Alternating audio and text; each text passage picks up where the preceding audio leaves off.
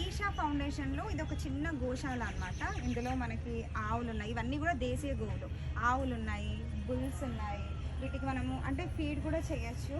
ఇవన్నీ ఏంటంటే చాలామంది వదిలేశారు. ఇప్పుడు ఏంటంటే హైబ్రిడ్ కావాలి, మనకి ఎక్కువ పాలు కావాలని చెప్పి దాన్ని ఒక పెద్ద బిజినెస్ చేశారు.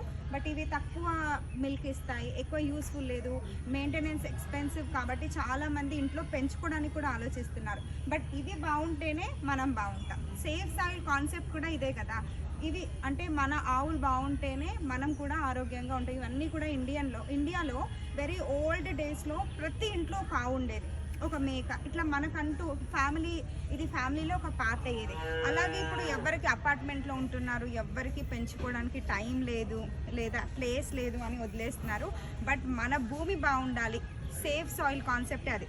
మన భూమి బాగుండాలి, మనందరం ఆరోగ్యంగా ఉండాలి అంటే, పెస్టిసైడ్స్ చాలా తగ్గాలి అంటే ఆవులు కూడా ఆరోగ్యంగా ఉండాలి. సో సద్గురు కూడా చెప్పాడు కదా, మీరు పిల్లల్ని పెంచిన, బయట ఒకరిని అడాప్షన్ తీసుకున్న లేకపోయినా ప్రతి ఒక్కరూ ఒక ఆవును అడాప్ట్ చేసుకుంటే మీరు ఫ్యూచర్ని ఇంకా మన ఫ్యూచర్ జనరేషన్కి ఒక హెల్దీ లైఫ్, హెల్దీ ఎన్విరాన్మెంట్, ఒక హెల్దీ భూమిని మనం ఇస్తున్నట్టు అని అనుకోవచ్చు.